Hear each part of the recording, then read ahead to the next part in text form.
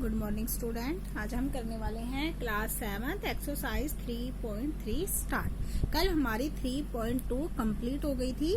आज हम करने वाले हैं 3.3। कल जो वो हमने 3.2 की थी उसमें हमने मीन, मीडियन, मोड ये निकाला था। फर्स्ट वाली में हमने रेंज निकाला था, है ना। और जो थर्ड वाली में आपने जो 3.3 में करना है, इसमें हमने बार ग्राफ देखने हैं या बार ग्राफ बनाने हैं। उसके बेस पे हमने क्वेश्चंस करने हैं। बार ग्राफ सबको पता होगा बेटा कैसे बनते हैं, ग्राफ पेपर का भी पता है आप लोगों को, ठीक है। तो आपको उसी की बेस पे ये वाली आपकी एक्सरसाइज है। तो let's start having exercise 3.3 question number 1।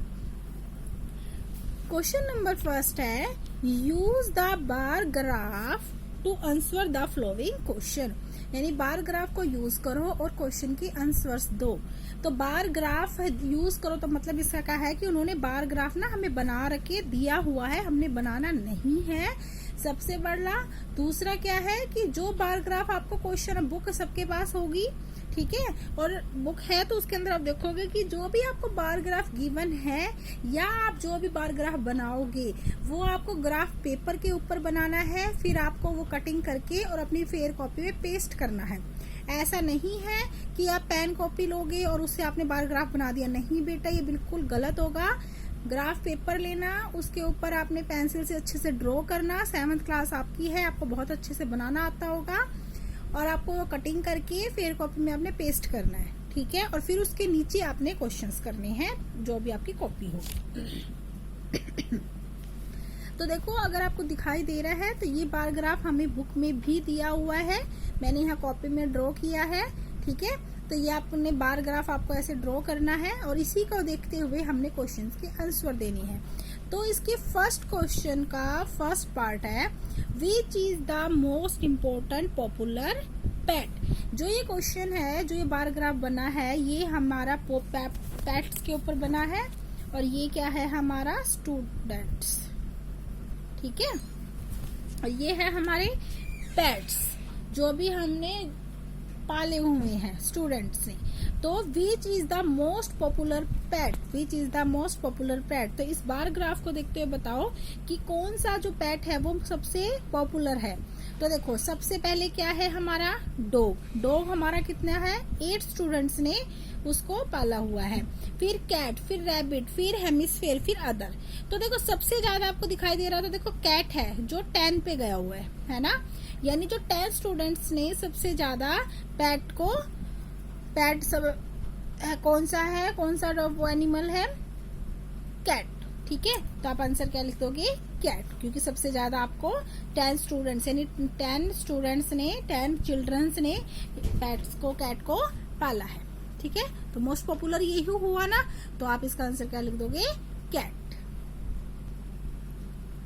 B part is, how many children have dog as a pet. तो कहते हैं डॉग कितने चिल्ड्रंस ने पाला हुआ है, अपने घर में रखा हुआ है डॉग। तो देखो ये क्या है, डॉग। डॉग कहाँ पे है बेटा, 8 पे। तो आप क्या लिख दोगे, 8 स्टूडेंट्स या 8 children. The number of children having dog a pet 8, ठीक है। ये मैंने 8 लिखा हुआ है, मैं यहाँ दोबारा लिख दूँ, ठीक है। आया समझ में, हो गया फर्स्ट क्वेश्चन हमारा सिंपल। हमने बार ग्राफ देखना है और उस देख के उसके जो क्वेश्चन है हमने उसके आंसर देने हैं, ठीक है।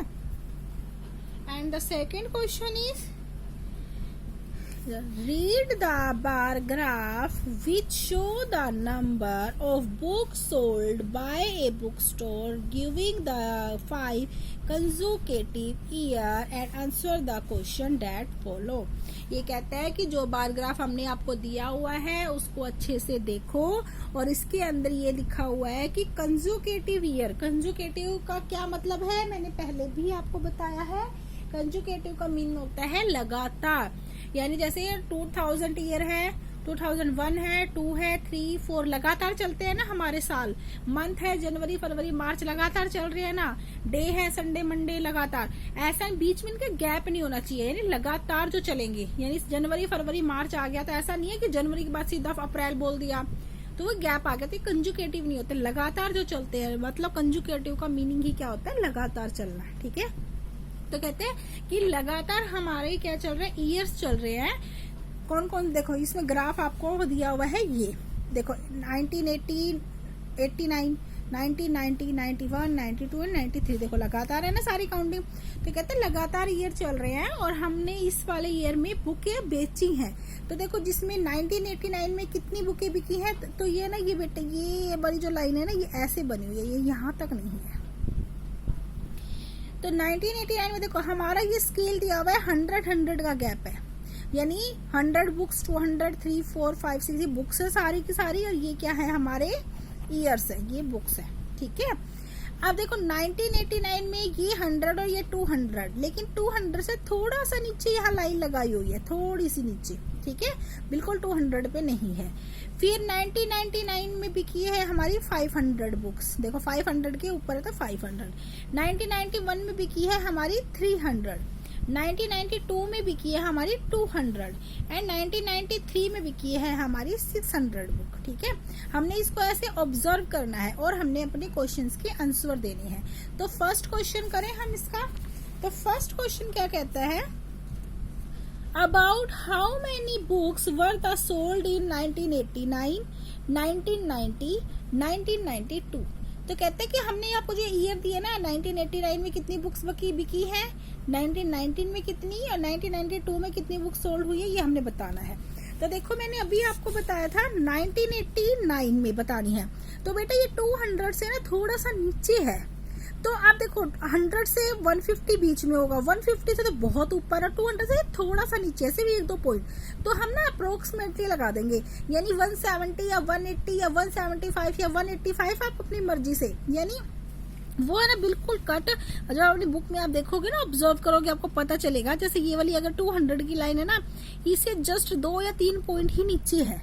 तो लगभग अगर आपको काउंटिंग आती है तो देखो 170, 180, 190 फिर 200 आता है ना, तो ये लगभग कहाँ होगा, या तो 175 होगा या 180, लगभग इतना होगा। आप 185 भी लिख सकते हो। तो मैंने लिख दिया इन 1989 में कितनी बुकें सोल्ड हुई है, मैंने लिखी है 175 बुक। तो आपने इसके साथ अप्रोक्स लगा लो। अप्रोक्स का मतलब होता है कि लगभग। अगर मैं 175 ही लिखूंगी तो ये तो ऐसा फिक्स हो जाएगा, हाँ भाई इतनी बिकी है।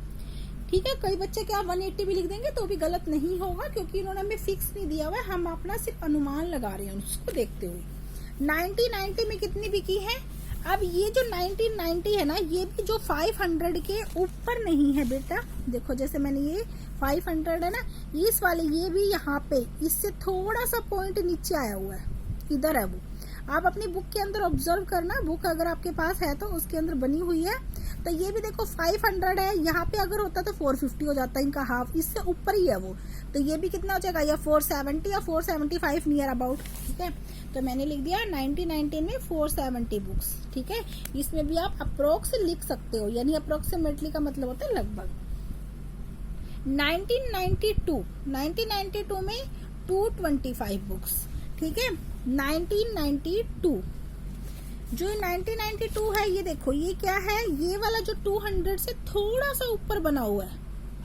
कहाँ बना हुआ है, थोड़ा सा ऊपर, ज्यादा नहीं है ना, तो मतलब 250 पे है। इनके बीच में कितना आएगा 250, अगर इन दोनों का हाफ करेंगे तो, लेकिन 250 से नीचे ही है।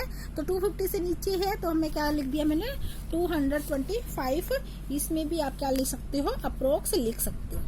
तो पीछे आंसर अगर आप सोचोगे ना ये दिए हुए हैं, तो जरूरी नहीं है कि आपने इतना ही रट्टा मारना है, तो आप 5-10 पॉइंट का ऊपर नीचे हो सकता है, अप्रोक्स लिख सकते हो आप। ठीक है, सेकंड क्वेश्चन है, in which year were about the 475 books sold, about 225 books sold. तो बताओ 475 बुक किस में सोल्ड हुई है, देखो हमने इसमें लिखा था ना किस में हुई है, 1990 में, और 225 कितनी हुई है, 1992 में हुई है। बस हमने यही लिखना है कि 475 बुक्स सोल्ड इन द 1990 में और 225 बुक्स इन द 1992 में। फर्स्ट क्वेश्चन जैसा ही है तो सेम। थर्ड पार्ट है इसका, in which year were from fever the 250 sold. कहता 250 जो है वो बुक किसमें सोल्ड हुई है, कौन से ईयर में सोल्ड हुई है। तो देखो ये बार ग्राफ आपको दिखाई दे रहा है, ये देखो ये 200 है, बीच में 250 आएगा, फिर 300 आएगा, दिखाई दे रहा है ना। तो इसमें हम क्या करेंगे, 250 देखो कहाँ हुई है, ये देखो 1992 में और 89 में, 89 में क्या है, देखो ये इससे थोड़ा सा ऊपर जा रहा है, ठीक है, यानी 200 से नीचे या 200 से थोड़ा सा ऊपर हमने बताना है। तो कौन कौन सा आ जाएगा, 1989 आएगा और 1992 आएगा। तो हम क्या लिख देंगे, इन ईयर 1989 एंड 1992, ठीक है। फोर्थ पार्ट है इसका, can you explain how many would estimate the number of books sold in 1989। कहते हैं आप एस्टिमेट बता सकते हो कि 1989 में कितनी बुक सोल्ड हुई है। तो देखो एस्टिमेट क्या था हमारा, हमने या तो बोला था, मैंने 775 लिखा था, आप 180 भी लिख सकते हो। बार ग्राफ को देखिए तो आप लिख सकते हो अप्रोक्स 180 और 175 बुक सोल्ड इन 1989। सारे क्वेश्चन सेम ही है अगर हमने फर्स्ट को ऑब्जर्व कर लिया तो अच्छे से, ठीक है। सो आज मैं आपको ये 2 ही क्वेश्चन करवा रही हूँ, नेक्स्ट क्वेश्चन मैं आपको कल करवाऊंगी। Have a nice day.